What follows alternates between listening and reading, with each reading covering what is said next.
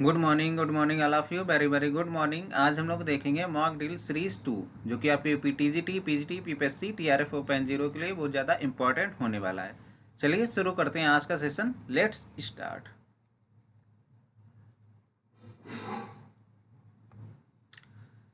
Question number 31। Who coined the phrase egotistical sublime? Egotistical sublime phrase को किसने coin किया था? वर्ड्सवर्थ ने, पीबी शैली ने, एस टी कॉलिंज ने, जॉन कीट्स ने?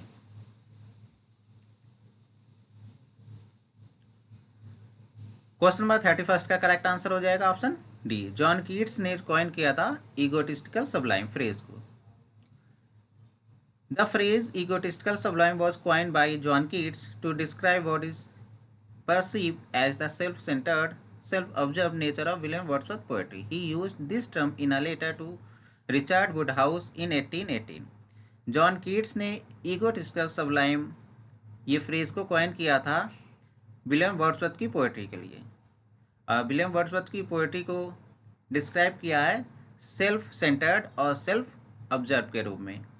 इस टर्म को कॉइन किया है इन अ लेटर, एक लेटर में, जो कि उन्होंने रिचर्ड वुडहाउस को लिखा था 1818 में। इसी लेटर में इस टर्म को कॉइन किया था। Question number 32। There is nothing outside the text is the statement by? Text के बाहर कुछ नहीं है, ये स्टेटमेंट किसका है? इसका करेक्ट आंसर हो जाएगा ऑप्शन बी, जेकस डेरिडा ने कहा है कि there is nothing outside the text, text के बाहर कुछ नहीं है। जेकस डेरिडा ने एक टर्म कॉइन किया था डीकंस्ट्रक्शन, जो ये टर्म भी याद रखिएगा, डीकंस्ट्रक्शन जो टर्म है ये कॉइन किया था जेकस डेरिडा ने। Question number 33। The curtal sonnet was coined by John Milton, William Blake, Gerard Manley Hopkins या मैथ्यू अर्नोल्ड? कर्टल सोनेट को किसने कॉइन किया था?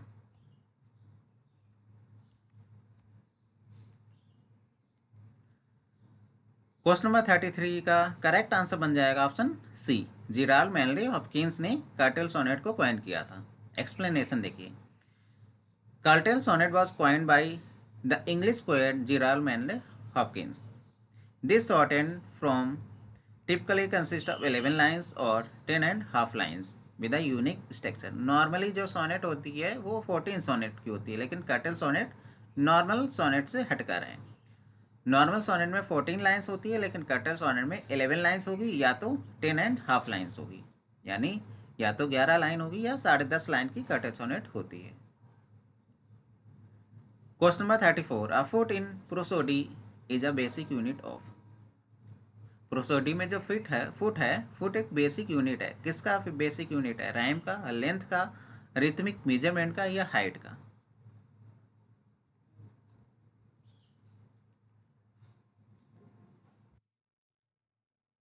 क्वेश्चन नंबर 34 का करेक्ट आंसर हो जाएगा ऑप्शन सी, रिथमिक मेजरमेंट का। Question number 35। Heroic quatrain is, heroic quatrain है क्या है? स्टैंजा इन ब्लैंक वर्स है, 8 line stanza in iambic hexameter है, 4 line stanza in iambic pentameter, 6 line stanza in iambic pentameter?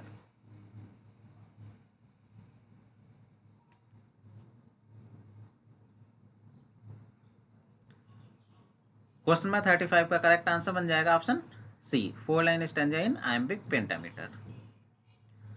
Question number 36। Heroic couplet is a pair of? Heroic couplet pair है, किसका pair है? Rhyming iambic pentameter lines का, अनराइम iambic pentameter lines का, या rhyming iambic hexameter का, अनराइम iambic hexameter का?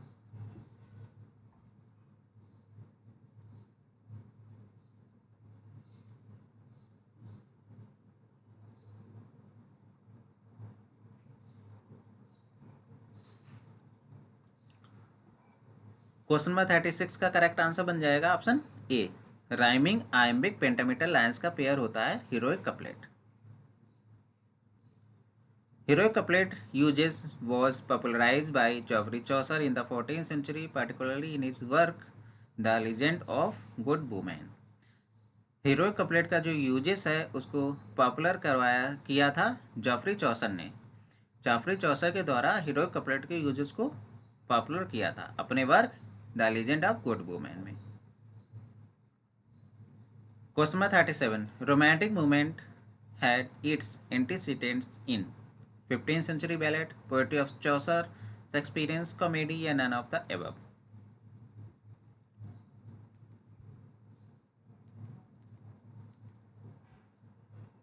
Question number 37 का correct answer हो जाएगा option A, the 15th century ballad. Question number 38, the Oxford movement which was led by the teachers was essentially religious movement, literary movement, political movement, या social movement? जो Oxford movement है इसको मैंने discuss किया अपने selection batch में भी, और जो लास्ट सेशन है मॉक ड्रिल का, मॉक ड्रिल सीरीज फर्स्ट में, इसमें भी मैंने डिस्कस किया ऑक्सफोर्ड मूवमेंट को। जिसने भी वीडियोज़ ना देखी हो जाके देखिए, सिलेक्शन बैच देखिए, उसमें मैंने सारे रिलेटेड टर्म्स डिस्कस किए हैं। या ऑक्सफोर्ड मूवमेंट को देखना है तो सिलेक्शन बैच में भी जा सकते हैं, या लास्ट सेशन वाला जो सेशन है उसमें भी ऑक्सफोर्ड मूवमेंट को देख सकते हैं। कमेंट बॉक्स में कमेंट करके बताइएगा कि ऑक्सफोर्ड मूवमेंट के प्रोमिनेंट फिगर कौन कौन से हैं। क्वेश्चन नंबर 38 का करेक्ट आंसर बन जाएगा option A, religious movement. Question number 39, according to Aristotle, imagination, symbol and paradox are the characteristics of tragedy, comedy, poetry या एक्ट? अरिस्टोटल के अनुसार जो इमेजिनेशन है, सिंबल है, पैराडॉक्स है, ये सब किसकी विशेषताएं हैं? ट्रेजेडी की, कॉमेडी की, पोएट्री की या एक्ट की? जो एक्ट टर्म है, ये एक्ट टर्म किसने कॉइन किया था? कमेंट बॉक्स में कमेंट करके बताइएगा, मैंने आपको लास्ट सेशन में बताया है। इसका करेक्ट आंसर हो जाएगा option A, tragedy. According to Aristotle, imagination, symbol and paradox are the characteristics of tragedy. Question number 40, a flat character is, flat character क्या है? सिंगल आइडिया और क्वालिटी, टाइप और two dimensional, one without much individualized details, या all the above?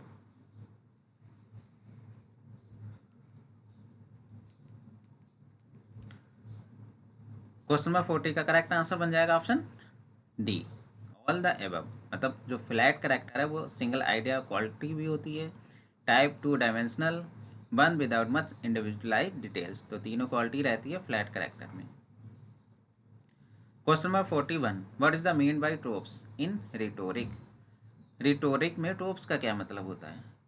ये figure of speech है, metaphorical language है, implicit metaphor है, या decided extension of change in the standard meaning of the words?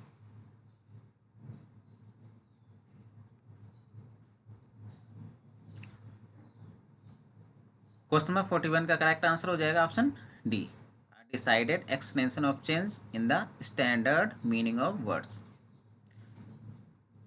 Explanation देखिए, in rhetoric tropes are figure of speech और turn of phrase that deviate from the literal meaning of words to create a more figurative और symbolic effect. मतलब tropes का जो litre meaning होता है, जो tropes में जो वर्ड्स का लिटर मीनिंग होता है उसके हटकर इसमें मीनिंग होता है, और इसको क्रिएट किया जाता है, सिंबॉलिक इफेक्ट को क्रिएट करने के लिए ट्रोप्स का यूज किया जाता है। तो ट्रोप्स एक प्रकार का फिगर ऑफ स्पीच है, टर्न ऑफ फ्रेज है, deviate from the litre meaning of words. इसमें जो वर्ड्स का लिटर मीनिंग होता है वो हटकर होता है। क्यों होता है? क्योंकि सिंबॉलिक इफेक्ट क्रिएट हो सके, इसलिए फिगरेटिव इफेक्ट और सिंबॉलिक इफेक्ट को क्रिएट करने के लिए इसमें जो लिटर मीनिंग होता है वो थोड़ा हटकर होता है, उसी को कहते हैं trope. Question number 42, a form of drama with extravagant boisterous comic action और a judicious comedy is known as?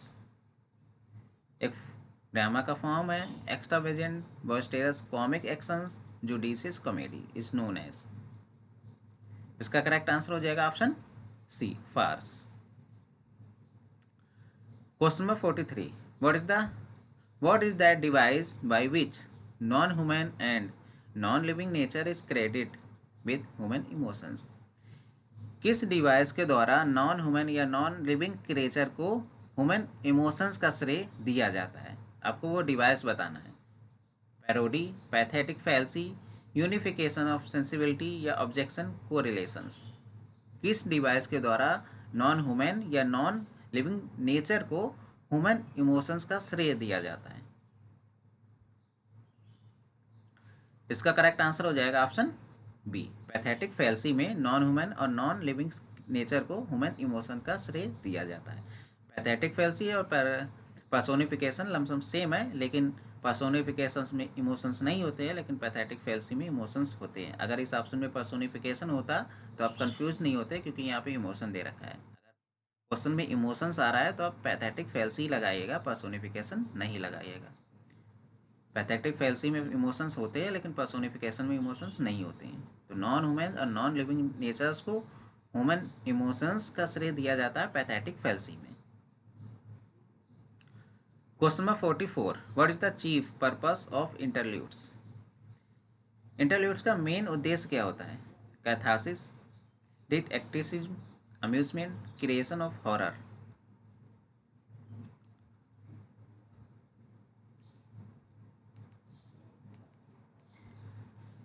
Question number 44 का करेक्ट आंसर हो जाएगा ऑप्शन सी, अम्यूजमेंट।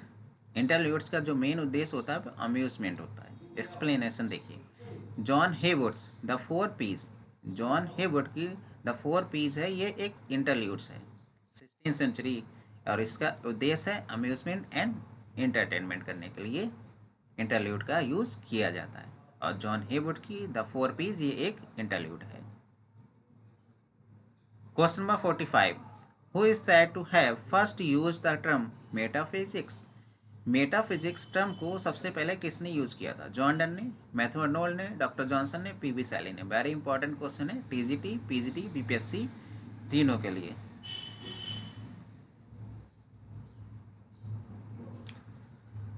क्वेश्चन नंबर 45 का करेक्ट आंसर बन जाएगा ऑप्शन सी, डॉक्टर जॉनसन ने सबसे पहले यूज किया था मेटाफिजिक्स को। Question number 46, Abraham Cowley पिंडारिक oats greatly influenced the poetry of. Abraham Cowley की वर्क है पिंडारिक ओट, बहुत ज़्यादा प्रभावित था। आपको बताना है किस सेंचुरी की पोएट्री से बहुत ही ज़्यादा प्रभावित था अब्राहम काउले का work Pindaric odes. 15th century, 18th century, 19th century या 20th century?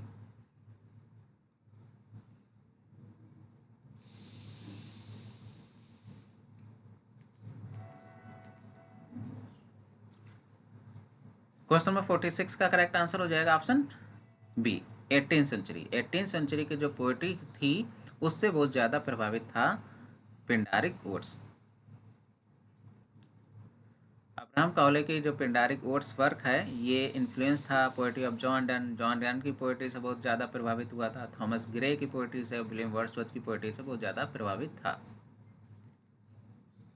Question number 47, the Oxford movement during the Victorian period started in the early 1830s, 1840s, 1850s या 1860s?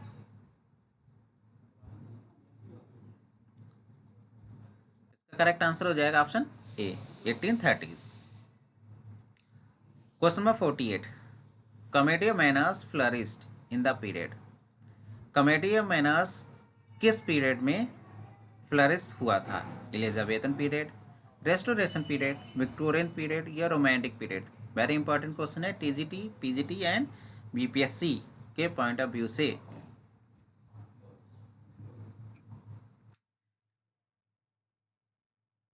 Question number 48 का correct answer हो जाएगा option B, restoration period.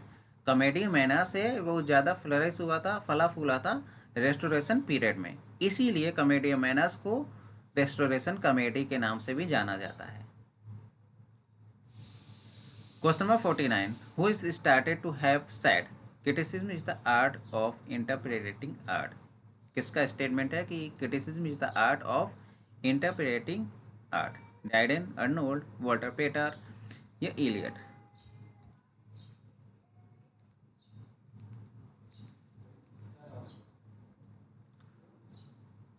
Question number 49 का correct answer हो जाएगा option सी, Walter पेटर ने कहा है कि criticism is the art of interpreting art. Question number 50, decasyllabic couplet is known as. जो डेकासिलेबिक कपलेट है उसको और किस नाम से जानते हैं? False couplet, standard couplet, heroic couplet या Scottish couplet?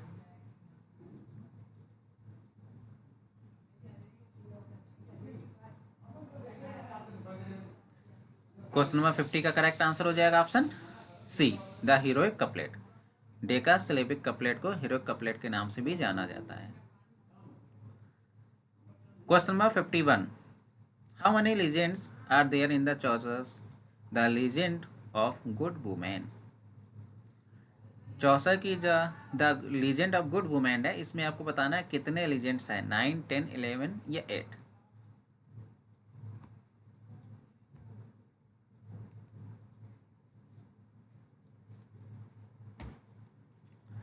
The legend of good women में ही इंट्रोड्यूस करवाया था हीरोइक कपलेट को जॉफ्री चौसर ने।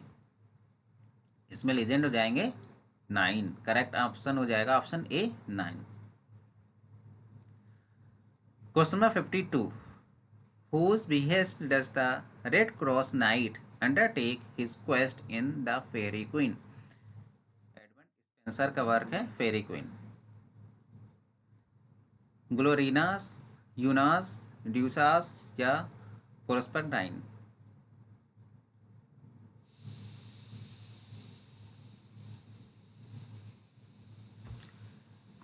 द फेरी क्वीन में जो रेड क्रॉस नाइट था, रेड क्रॉस नाइट किसके कहने पर या किसके ऑर्डर पर खोज करने के लिए गया था फेरी क्वीन में। ग्लोरीना के कहने पर, यूना के कहने पर, ड्यूसास के कहने पर या प्रोस्पिराइन के कहने पर। इसका करेक्ट आंसर हो जाएगा ऑप्शन बी, यूनास के कहने पर। जो रेड क्रॉस नाइट था, यूनास के कहने पर खोज करने के लिए गया था। Question number 53, Edmund Spencer's calling Clout's come home again is a fine example of. Edmund Spenser का वर्क है calling Clout's come home again, यह किसका एग्जाम्पल है? कार्पे डियम सोनेट सीक्वेंस था, जॉर्जिक पोएट्री का, पेस्टोरल, इकोलॉग का।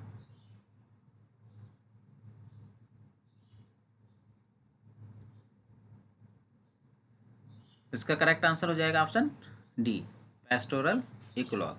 जो एडमंड स्पेंसर की Colin Clout's come home again है, ये एग्जाम्पल है पेस्टोरल इकोलॉग का। बीपीएससी में इसी टाइप के क्वेश्चन पूछे जाते हैं। तो बीपीएससी की तैयारी जो कर रहा है, टीजीटी पीजीटी की तैयारी कर रहा है, ये हमारे सेशन देखना ना भूले, क्योंकि हमारे सेशन टीजीटी पीजीटी और बीपीएससी तीनों को ही डेडिकेटेड है। Question number 54, what was the profession of Henry Higgins in GB Shaw's Pygmalion. जीवी शॉ का प्ले है पिग्मेलियन, इसमें हेनरी हिगिंस एक करेक्टर आया, उसका प्रोफेशन आपको बताना है क्या है। प्रोफेसर ऑफ म्यूजिक था, professor of phonetics, professor of history या professor of arts. Answer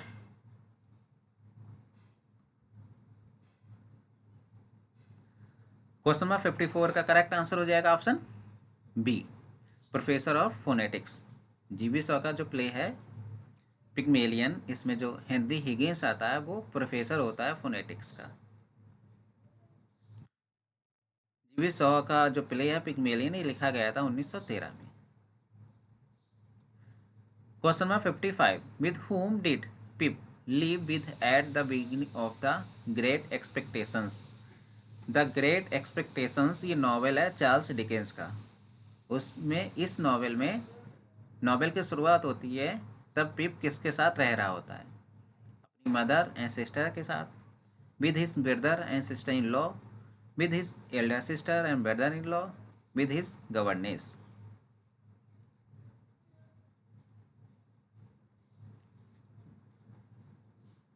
question number 55 का करेक्ट आंसर हो जाएगा option C, with his elder sister and brother in law, मतलब अपनी सिस्टर और अपने जीजा जी के साथ रह रहा होता है।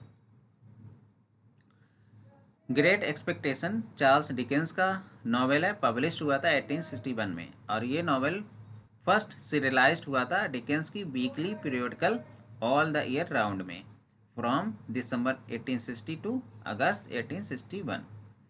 It was then published in 3 volumes. उसके बाद ये 3 वॉल्यूम्स में पब्लिश हुआ है चैपमैन हॉल के द्वारा 1861 में।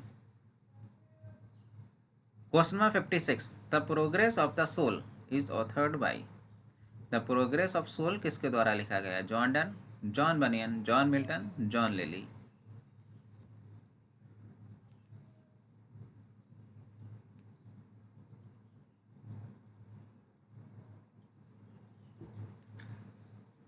क्वेश्चन नंबर 56 का करेक्ट आंसर हो जाएगा ऑप्शन ए, जॉन डन के द्वारा लिखा गया the progress of the soul. Question number 57, in her essay what if Shakespeare had had a sister? Virginia Woolf gave name to Shakespeare hypothetical sisters. What was it? Virginia Woolf ने अपने essay what if Shakespeare had had a sister में Shakespeare की hypothetical sisters को एक name दिया है। आपको वो नेम बताना है, क्या नेम दिया है? एलिजाबेथ, जेन, मैरी या जूडिथ?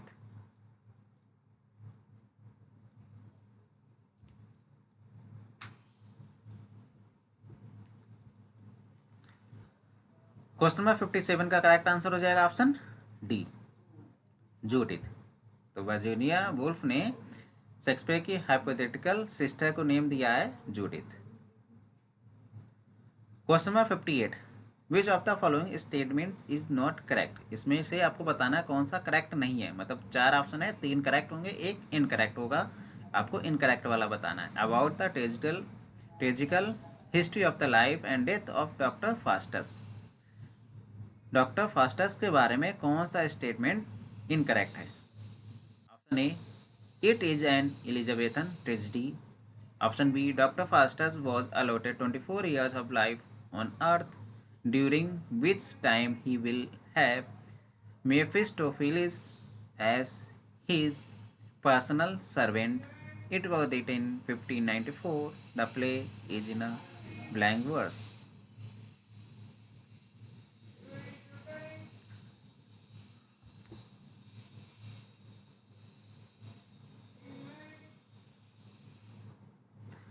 क्वेश्चन नंबर 58 का करेक्ट आंसर हो जाएगा option C, it was written in 1594।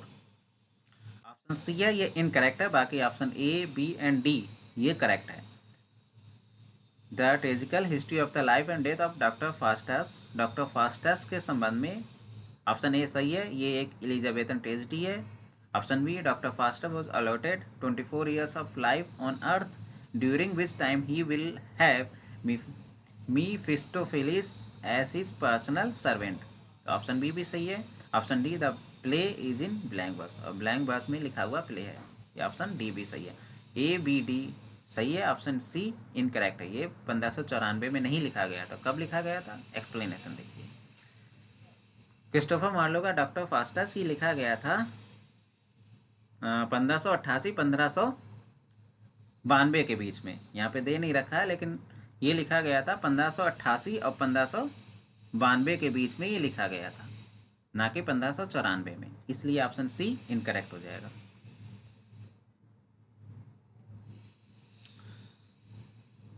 Question number 59, in which eclogue of shepherd's calendar does Spenser praise queen Elizabeth first? Shepherd's calendar कि किस इकोलॉग में स्पेंसर ने प्रशंसा की है क्वीन एलिजाबेथ फर्स्ट के? जनवरी, अप्रैल, अगस्त, नवंबर? आपको बताना है शेफर्ड्स कैलेंडर के किस इकोलॉग में स्पेंसर ने क्वीन एलिजाबेथ फर्स्ट की प्रशंसा की है।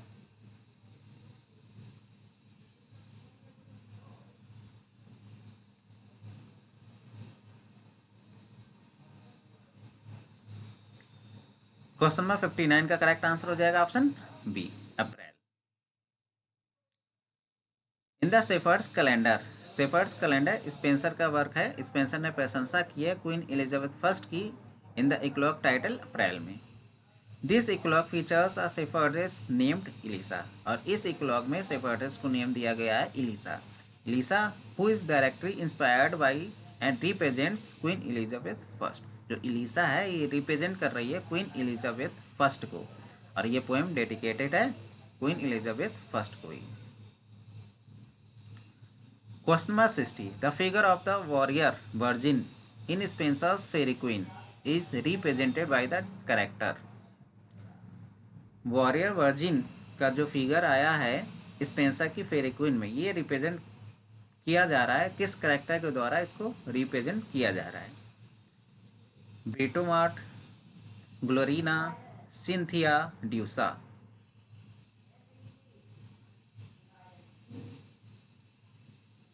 क्वेश्चन नंबर 60 का करेक्ट आंसर हो जाएगा ऑप्शन ए, ब्रिटोमार्ट। ब्रिटोमार्ट कैरेक्टर के द्वारा रिप्रेजेंट किया गया है वॉरियर वर्जिन को। ये देखिए, in Edmund Spenser the Faerie Queene the figure of warrior virgin is represented by the character Britomart. Britomart character के द्वारा रिप्रेजेंट किया गया है। She is the hero of book third and her story explore the virtue of chastity. आज के लिए बस इतना ही। क्वेश्चंस अगर पसंद आ रहा है चैनल को लाइक शेयर एंड सब्सक्राइब करना ना भूलिएगा। Thank you so much.